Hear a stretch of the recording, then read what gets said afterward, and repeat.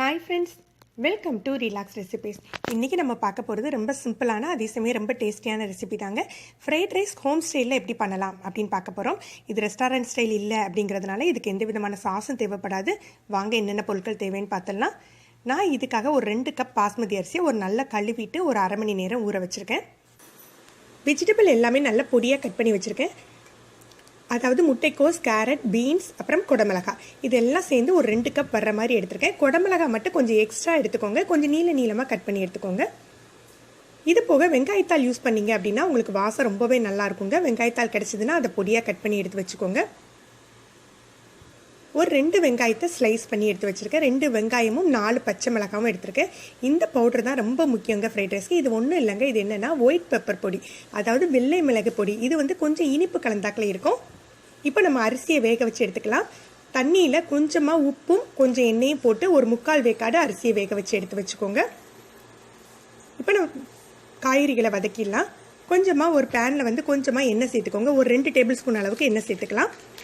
முதல்ல வெங்காயத்தையும் பச்சை மிளகாயும் சேர்த்து வதக்கிடலாம். இது ஹோம் ஸ்டைல் அப்படிங்கிறதுனால நம்ம நிறைய எண்ணெயெல்லாம் இதுக்கு ஊற்ற வேண்டியது இல்லைங்க. கொஞ்சமாக எண்ணெய் விட்டு வதக்கினாலே போதும். வெங்காயம் வந்து அந்த பச்சை வாடை போய் அந்த டிரான்ஸ்பரண்டாக கண்ணாடி மாதிரி ஆகும் இல்லையா, அந்த அளவுக்கு வதக்கினா போதுங்க. ரொம்ப முருகெல்லாம் வேண்டாங்க. அது 1 நிமிடத்துலேயே அது வதங்கிடும் உங்களுக்கு. வெங்காயம் வதங்கின பிறகு நம்ம மற்ற வெஜிடபிள்களை சேர்த்துடலாம். வெள்ளை மிளகுத்தூள் யூஸ் பண்ணணும் அப்படின்னு சொல்லியிருந்தேன். வெள்ளை மிளகுத்தூளில் ஒரு இனிப்பு சுவை இருக்கும், அது நல்ல ஃப்ரைட் ரைஸ்க்கு நல்ல டேஸ்ட்டு கொடுக்குங்க. இப்போ வெள்ளை மிளகுத்தூள் இல்லாதவங்க என்ன பண்ணலாம் அப்படின்னா, நீங்கள் வழக்கமாக யூஸ் பண்ணுற கருப்பு மிளகுத்தூளை சேர்த்துக்கலாம். அப்படி சேர்த்துக்கையில் ஒரு அரை ஸ்பூன் அளவுக்கு சர்க்கரையை வந்து இந்த வெங்காயத்தோடு சேர்த்து வதக்கிடுங்க. அது லேசான ஒரு இனிப்பு சுவை வந்து ஃப்ரைட் ரைஸ்க்கு கொடுக்கும், அது நல்ல டேஸ்ட்டாக இருக்குங்க. இப்போ எல்லா வெஜிடபிளையும் சேர்த்து வதக்கிடலாம். எல்லா வெஜிடபிளையும் மெல்லிஸாக நீளமாக கட் பண்ணிக்கோங்க.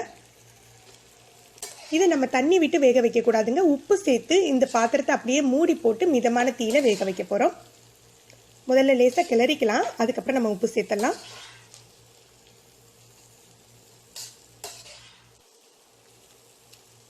இப்போ நம்ம உப்பு சேர்த்துடலாம். காய்கறிகளுக்கு தேவையான அளவு உப்பு சேர்த்துக்கலாம். ஏன்னா நம்ம அரிசியை தனியாக உப்பு போட்டு தான் வேக வைக்கிறோம். உப்பு சேர்த்து கிளறி விட்டு மூடி போட்டு வேக வச்சிடலாம். ஒரு 5லேருந்து 7 நிமிடம் இது குக் ஆகணுங்க. நம்ம மிளகுத்தூளை இப்போ சேர்க்க வேண்டியதில்லை. ஒரு 4 நிமிடம் ஆனாக்கில் கொஞ்சமாக மிளகுத்தூள் சேர்த்துக்கலாம். இப்போ மூடி வச்சுருக்கேன். ஒரு 4 நிமிடம் கழித்து நம்ம மிளகுத்தூள் கொஞ்சம் சேர்த்துக்கலாம். பாருங்கள், இப்போ மிளகுத்தூள் தூவி திரும்பவும் ஒரு 2 நிமிடம் 3 நிமிடம் மூடி வச்சுடுங்க.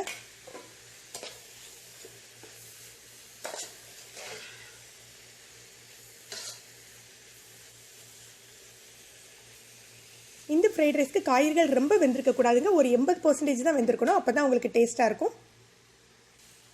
இப்போ காய் நல்லா வெந்துடுச்சு. நம்ம வடித்த ரைஸை சேர்த்துடலாம்.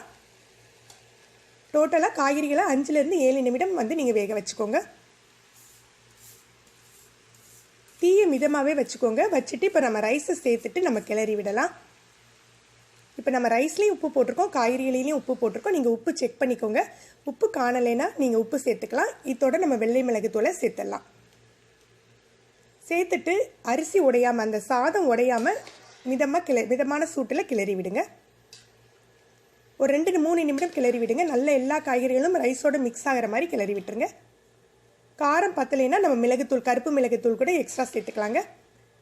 பெரியவங்களுக்கு கொஞ்சம் காரம் வேணும்னு நினைப்போம், அவங்கெல்லாம் கருப்பு மிளகுத்தூள் சேர்த்துக்கலாம்.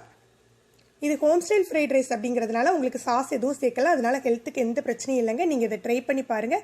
உங்களுடைய கருத்துக்களை கமெண்ட்ஸில் சொல்லுங்கள். உங்களுக்கு இந்த வீடியோ பிடிச்சிருந்தா லைக் பண்ணுங்கள், ஷேர் பண்ணுங்கள், கமெண்ட் பண்ணுங்கள்.